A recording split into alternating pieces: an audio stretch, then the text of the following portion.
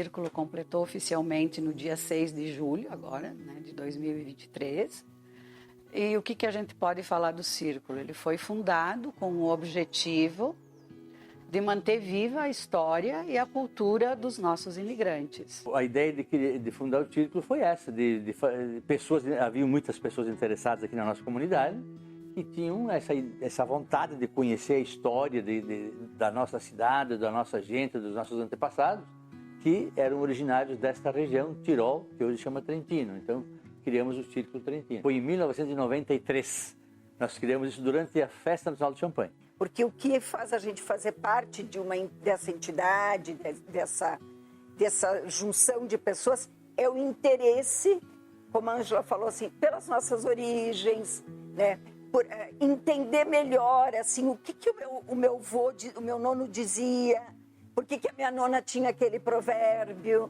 Círculo, na verdade, é um círculo. Pronuncia círculo porque é uma expressão italiana que o C e o I se fala ci, como arrivederci, né? Mas nada mais é do que um círculo, uma mesa redonda de pessoas, esse é o sentido. Na administração do antigo Trentino, do antigo Tirol na Itália, a administração era por círculo. Não era dividido que nem hoje o município, era um círculo, fazia um raio de tantos quilômetros e tudo era administrado em círculo. Então tinha o círculo da Baixa Valagarina, da Alta Valagarina, o círculo, tudo era em círculo. Por isso que veio essa herança do círculo, do círculo, né? O Círculo, ele é associado à Ente Trentino e Neumondo, que funciona lá no Trento. Tem os círculos espalhados por todo o mundo, em torno de 200, né, como ele falou. E nós estamos ligados, então, aos círculos trentinos do Rio Grande do Sul. Um aparato de pessoas, uma entidade que foi criada de pessoas interessadas em resgatar, ou identificar, pesquisar, recercar a história da imigração de Garibaldi, no caso da antiga colônia Conde Deu, que a maioria dos primeiros 700 que aqui chegaram eram desta região, que hoje se chama Trentino, mas na época se chamava Tirol, que ela foi dividida. Uma parte hoje pertence à Áustria e uma parte pertence à Itália, e fizeram essa divisão naquele princípio do Spartiacque.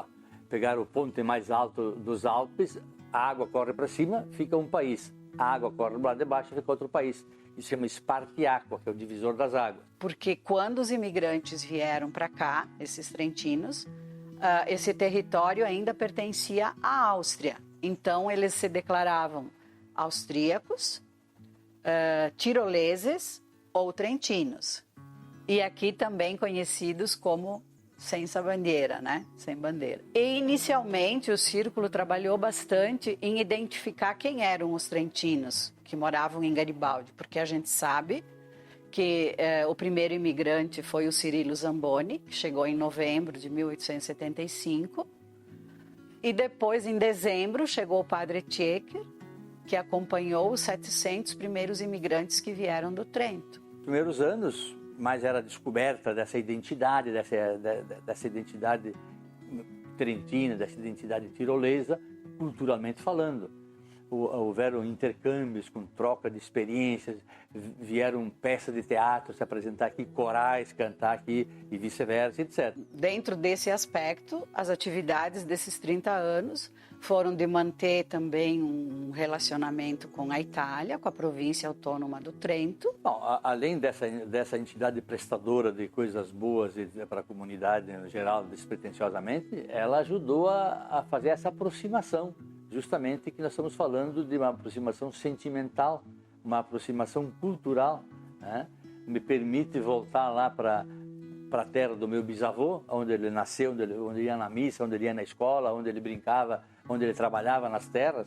E então só foi possível essa aproximação com as pessoas de lá via Círculo, porque a gente criou o Círculo aqui e lá também tinha pessoas que queriam que nós fizéssemos essa aproximação. Então é o elo de ligação forte, e não só o Círculo, outras entidades culturais que têm o mesmo propósito, com outros nomes, o Círculo Vêneto, associações outras de imigrantes de outros lugares da Itália, mas todos com o mesmo sentimento, com a mesma ideia de aproximação. O que eu posso destacar é que desde que o Círculo foi criado, mantém aulas de língua e cultura italiana. Eu acho que aqui cabe também isso, né? Que o Círculo também trabalha a valorização daquilo que é antigo, que o antigo deve ser preservado. Tu podes fazer algo novo, né? A gente viu na questão dos capitéis que a grande maioria deles já foi reestruturado, não mantendo alguns a forma original. E a gente trabalha para que seja mantida, né? Para falar, porque ele vai falar daquela época, né? Da arquitetura daquela época, do desejo que essa família tinha, né? De erguer o capitel por esta graça alcançada, que podia ser desde uma enchente, uma seca, uma picada de cobra, uma mulher que não conseguia engravidar, porque eles eram todos votivos, né? Então, isso é muito bonito também. A religiosidade dos nossos imigrantes, que foi o que deu força para eles poderem enfrentar todas as dificuldades, adversidades que aqui eles encontraram. Era a maneira deles se reunirem, né? Porque o ponto principal era a igreja, que antes da igreja vieram os locais de reza, o filó, a capela, e assim foi se formando, né, o núcleo da igreja. Não havia outra maneira, eles tinham que se unir, né, independente da região que cada um tinha, porque eles chegaram aqui com os lotes determinados, chegavam e já iam para o seu destino, né. Tem comunidades, por exemplo, os trentinos, a maioria ficaram em São Roque Figueira de Melo, né. Existe essa, digamos, não é separação, né, mas procuraram ficar mais ou menos em determinadas regiões. A gente pensou em fazer alguma coisa para deixar registrado, que é um dos objetivos do Círculo também, e pensamos em fazer um trabalho que registrasse a questão da religiosidade. Por isso que se fez o livro Perto das Estrelas, e que hoje está servindo de pesquisa também e de base para uma rota dos capitéis, que está agregando os 10 municípios da região e que vai ser lançada agora bem próximo. E a ideia dessa publicação, ela veio desde praticamente da fundação do Círculo, né? Surgiu a ideia de elaborar essa obra para registrar, né, todo esse patrimônio de capitéis, igrejas e grutas do nosso município, e na época, então, a colônia Condé. Esse registro ele acontece do ano de 1875 até 1959, que é quando acontece a primeira emancipação, que é do município de Carlos Barbosa. Então, é um trabalho que acabou abrangendo 6 municípios, né? Garibaldi, Coronel Pilar, Boa Vista, Santa Teresa e Imigrante. Acho que foram mais de 10 anos de pesquisa, de registro fotográfico, principalmente fotográfico, né? Que envolveu religiosidade, arquitetura, história. Fizemos várias pesquisas nos livros tombos das igrejas para buscar a história de cada edificação. O livro ele se tornou bilíngue, né? Ele é português e italiano. Ele teve a participação da Lei Rouanet, do município, da prefeitura e de algumas empresas aqui da região. O trabalho de fotografia foi do Vicente, que hoje não está mais conosco. A parte de redação foi com a Tânia, que também já nos deixou, e do filho, do Charles Tonnet. Era uma característica de todos eles, né? Independente da região, né? Se era do Trento, do Vêneto, isso é uma característica que eles trouxeram, né, do capitel.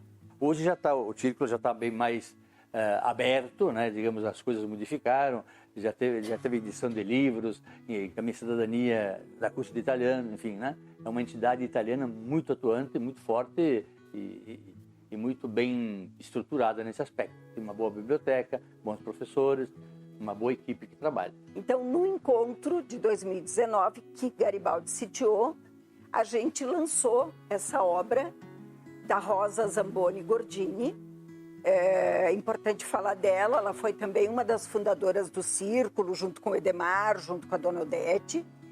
E a Rosa era uma mulher muito radiante, assim, e muito cheia de cultura. Ela valorizava essas questões culturais. Ela era bisneta, né? Do primeiro imigrante, do Cirilo Zamboni, que inclusive nesse livro que é de poesias, ela dedica uma poesia a ele. E ela tinha o hábito muito bonito e salutar de registrar em pequenos pedaços de papel alguns pensamentos, algumas coisas, normalmente em italiano. E num certo momento da vida dela, muito atuante no Círculo Trentino, na cultura da cidade, era uma pessoa que ela demonstrou o desejo de que se registrasse algumas dessas poesias dela, normalmente em italiano. Então o Círculo também, dentro desse espírito de preservar, de registrar, digitalizou essas pesquisas dela. Pensamos em fazer um livro seguido depois deste livro do Perto das Estrelas, o Vitino Alistelli, né, como a Ângela falou, que é bilíngue. A gente pensou então em registrar pelo menos uma parte das poesias que a Rosa tinha escrito neste livro, né? Infelizmente a Rosa não conseguiu ver o livro editado, né?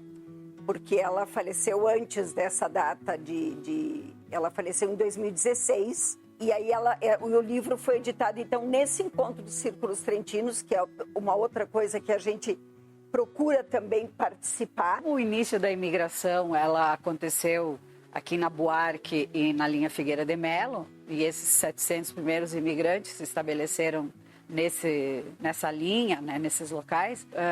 Várias dessas famílias de São Roque, né, aqui e de Garibaldi, elas vieram junto com o padre Tiecker, né? Então a família Mânica, por exemplo, é uma de que estava junto nessa comitiva ali do padre Tiecker, né? O padre Bartolomeu nasceu no dia 13 de dezembro de 1848 em Caldonazzo, na Diocese de Trento, Itália.